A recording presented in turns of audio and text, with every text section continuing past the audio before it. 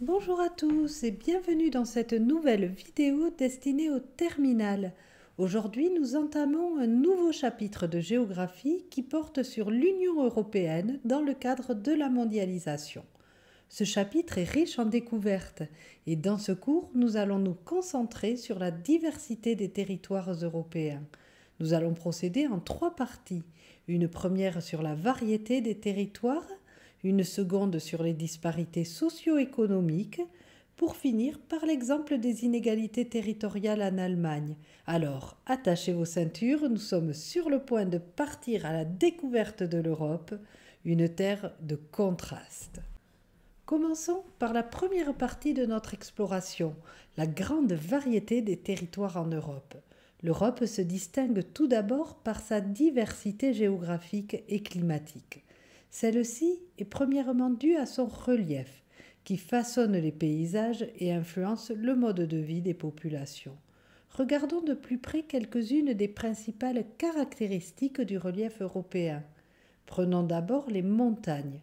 Les Alpes, qui traversent la France, l'Italie et l'Autriche, en sont un exemple emblématique. Ces montagnes attirent de nombreux touristes, notamment pour des activités comme le ski ou la randonnée.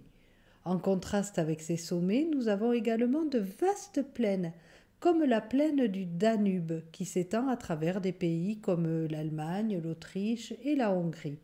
Ces terres fertiles sont idéales pour l'agriculture et sont souvent le cœur économique de ces pays. Enfin, n'oublions pas les côtes, qui ajoutent encore à cette diversité. La côte atlantique, avec ses falaises et ses vagues, appréciées des surfeurs, contraste avec la douceur de la côte méditerranéenne, connue pour ses plages ensoleillées. Poursuivons en nous intéressant aux différents climats qui façonnent les territoires européens. L'Europe est un continent au climat varié, ce qui a un impact direct sur les modes de vie, l'agriculture et l'économie de ces régions. On y trouve tout d'abord le climat méditerranéen, dans le sud de la France, en Espagne, en Italie et en Grèce. Ce climat est caractérisé par des étés chauds et secs, ce qui favorise la culture de plantes comme l'olivier ou la vigne. Sur la carte, vous pouvez voir ces zones en orange. Les plages ensoleillées et les paysages pittoresques attirent des millions de touristes chaque année, ce qui enrichit l'économie locale. Ensuite, nous avons le climat océanique, présent par exemple au Royaume-Uni, en Irlande, dans l'ouest de la France. Ce climat est connu pour ses températures douces et son humidité tout au long de l'année. Sur la carte, ces régions sont indiquées en bleu. Ce type de climat favorise une végétation luxuriante et des paysages verdoyants, mais les précipitations y sont fréquentes. Enfin, parlons du climat continental que l'on retrouve par exemple en Allemagne, en Pologne, en Hongrie. Ce climat est marqué par de grands contrastes de température entre l'été et l'hiver. Sur la carte, ces zones sont représentées en vert. Les hivers peuvent être rigoureux, tandis que les étés sont souvent chauds. Cette diversité climatique influence également les activités agricoles, particulièrement la culture de céréales et de légumes. En résumé, chaque région a su s'adapter aux particularités de son climat, ce qui la rend unique et spécifique. Continuons avec la richesse linguistique et culturelle des territoires européens. L'Europe est un véritable carrefour de cultures et de langues. Chaque région a sa propre identité, souvent façonnée par son histoire, sa géographie et ses traditions. Il existe des régions où cette identité culturelle est vraiment très forte. Prenons l'exemple du Pays basque qui s'étend entre la France et l'Espagne. Le Pays basque possède une langue unique, le basque, et une culture riche avec des traditions culinaires, des danses, et ces traditions sont mises en valeur par des festivals qui attirent des gens du monde entier, comme les fêtes de Bayonne.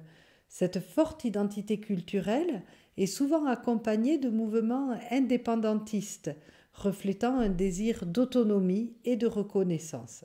Un autre exemple est la Catalogne, une région du nord-est de l'Espagne. La Catalogne se distingue par sa langue, le catalan, et une culture défendue par des artistes, des écrivains et des manifestations.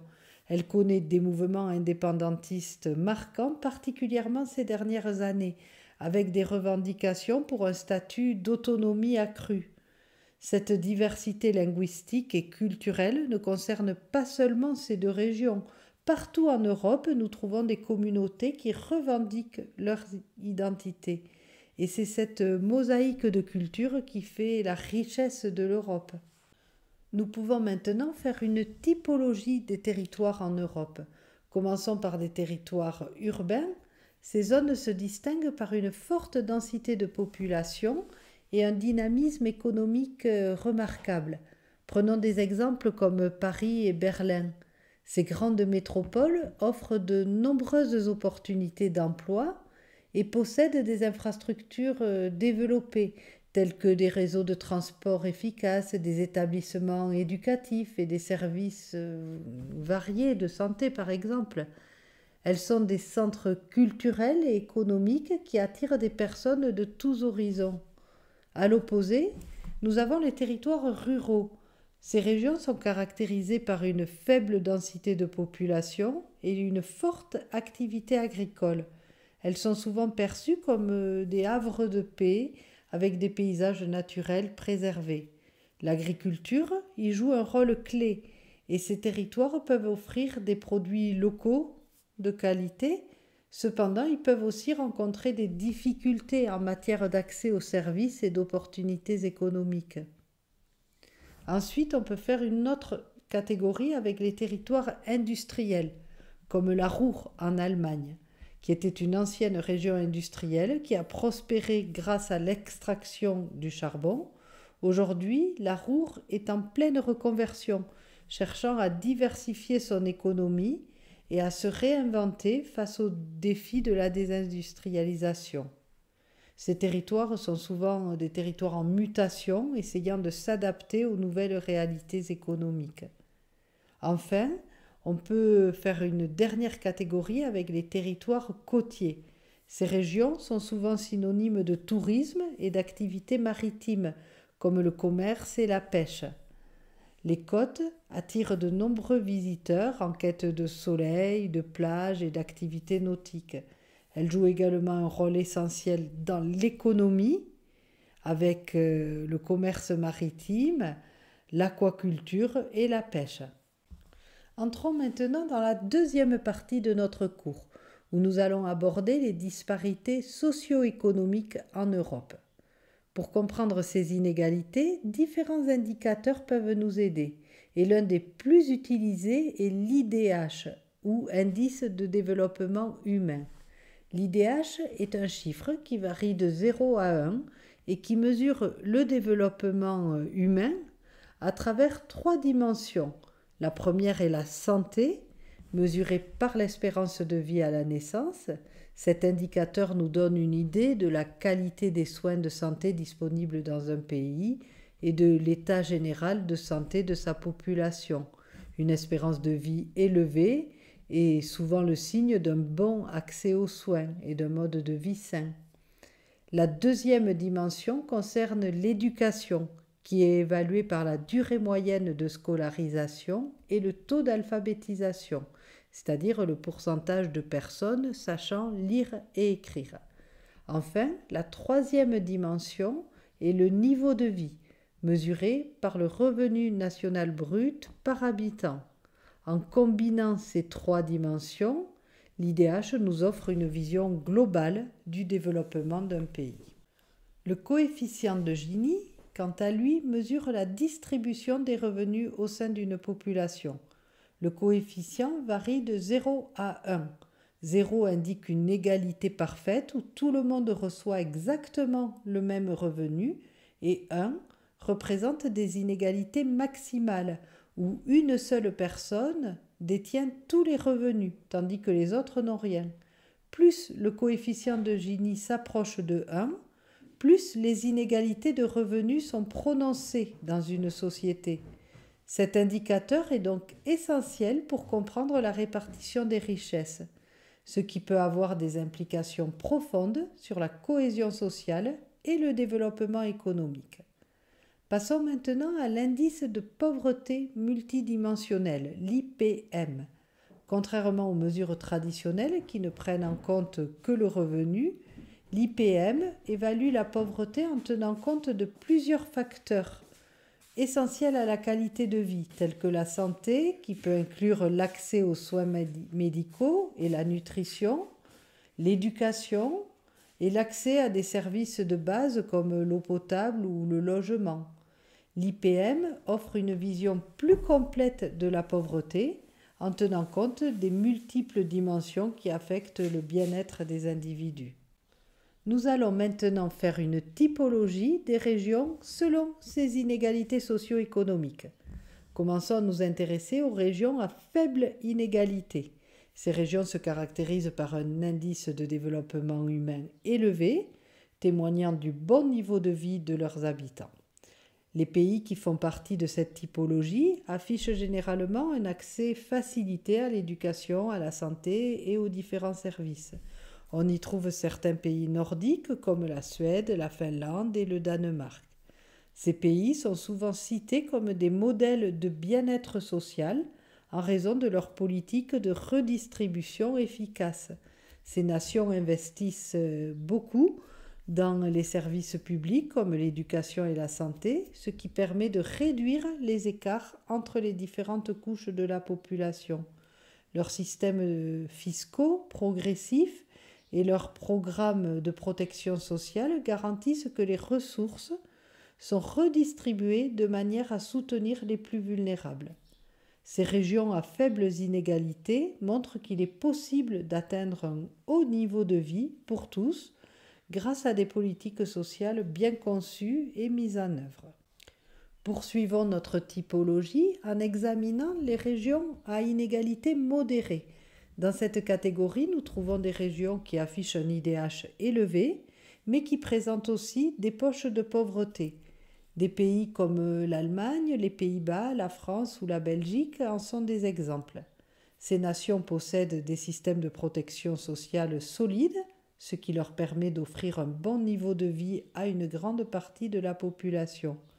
Cependant, malgré ces avancées, des poches de pauvreté persistent, souvent liées à des facteurs tels que l'exclusion sociale, le chômage ou les inégalités régionales. Ensuite, nous avons les régions à fortes inégalités, caractérisées par un coefficient de Gini élevé et une pauvreté répandue. Certaines régions du sud de l'Europe, comme la Sicile en Italie ou la Grèce, illustrent bien cette situation. Ces régions souffrent souvent d'un chômage élevé, ce qui exacerbe les inégalités et la pauvreté. Les difficultés économiques peuvent être liées à des facteurs structurels tels que la dépendance à un secteur économique unique, comme le tourisme, ou à des crises économiques passées. Terminons notre typologie des régions en nous concentrant sur celles qui souffrent de difficultés économiques. Ces zones se caractérisent par des niveaux de pauvreté élevés, un chômage structurel et des infrastructures dégradées. Prenons l'exemple de certaines parties de l'Est de l'Europe, comme des zones de la Roumanie ou de la Bulgarie. Ces régions luttent encore pour se relever après la transition post-communiste, qui a engendré des perturbations économiques importantes et des changements sociaux profonds. En conséquence, ces territoires affichent des niveaux de vie nettement inférieurs à la moyenne de l'Union européenne. Les habitants de ces régions font face à des difficultés pour accéder à des services de qualité, ce qui perpétue un cycle de la pauvreté. Passons à présent à notre troisième partie en nous concentrant sur l'Allemagne. L'Allemagne est reconnue pour son secteur industriel puissant, avec une spécialisation marquée dans des domaines clés comme l'automobile. Des entreprises renommées comme Volkswagen, Audi, BMW, Mercedes-Benz illustrent l'excellence de l'industrie automobile allemande qui représente une part importante de son PIB et génère des millions d'emplois. L'Allemagne exporte une grande partie de sa production, ce qui lui permet de maintenir une balance commerciale positive. La balance commerciale, c'est la différence entre la valeur des exportations et des importations. Donc, si elle est positive, ça veut dire que le pays fait plus d'exportations que d'importations.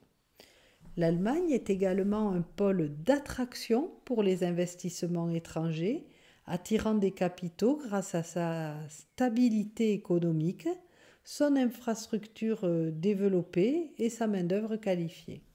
Cependant, les disparités régionales sont encore fortes en Allemagne, notamment entre l'Est et l'Ouest du pays.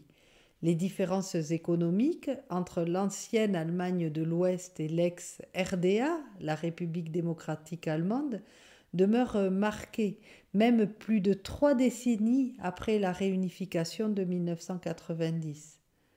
Les régions de l'ex-RDA, à l'Est, telles que la Saxe-Anhalt, le Brandebourg, souffrent encore de taux de chômage élevés et d'un développement économique moins dynamique par rapport à leurs homologues de l'Ouest. Les régions en rouge sur la carte sont les zones où le PIB par habitant est le plus faible. Ces écarts posent des défis importants pour la politique économique allemande, qui s'efforce de réduire ces inégalités et de promouvoir un développement équilibré sur l'ensemble du territoire. Examinons maintenant les différences entre les zones urbaines et rurales en Allemagne. Les grandes métropoles allemandes comme Berlin, Munich et Francfort que vous voyez sur la photo, ainsi que la région du Bade-Württemberg, se distinguent par un dynamisme économique et une bonne intégration dans la mondialisation. Ces zones urbaines bénéficient de diverses caractéristiques qui les rendent attractives. Ce sont des centres économiques abritant de nombreuses entreprises dans les secteurs de la haute technologie, des services surtout. Leur capacité à innover et à attirer des investissements en fait des pôles de croissance. Les infrastructures dans ces zones sont généralement excellentes avec des réseaux de transport efficaces et des installations éducatives de haut niveau. Ces régions sont bien intégrées dans la mondialisation. Ainsi, les zones urbaines riches d'Allemagne jouent un rôle clé dans le paysage économique du pays et sont essentielles pour sa position dans l'économie mondiale. Toutefois, cette concentration de richesses et d'opportunités peut également accentuer les disparités avec les zones rurales. De nombreuses régions rurales, en particulier dans le sud et l'est de l'Allemagne, sont confrontées à des problèmes de dépeuplement. Ce phénomène est souvent dû à l'exode des jeunes vers les grandes villes à la recherche de meilleures opportunités économiques. En conséquence, ces zones rurales subissent un vieillissement de la population et une diminution de la main-d'œuvre active. Ces régions connaissent également un chômage élevé, accentuant les difficultés économiques et limitant les perspectives d'avenir pour les habitants. Les infrastructures de transport y sont moins développées, ce qui aggrave encore la situation en rendant l'accès aux emplois et aux services plus difficile. Aussi, certaines vieilles régions industrielles comme la Ruhr ont subi une désindustrialisation importante, alors qu'elles étaient autrefois des centres névralgiques de l'industrie. Ces zones ont été durement touchées par la fermeture des usines. La désindustrialisation a entraîné des pertes d'emplois, laissant de nombreuses personnes sans travail et plongeant un grand nombre de familles dans la pauvreté. La revitalisation de ces régions représente un défi majeur pour le gouvernement et nécessite des investissements dans la reconversion professionnelle et le développement d'une économie diversifiée. Merci à tous d'avoir écouté ce cours, j'espère que vous l'avez trouvé enrichissant et clair. N'hésitez pas à me laisser un petit commentaire. Je vous souhaite de bonnes révisions et je vous dis à très bientôt.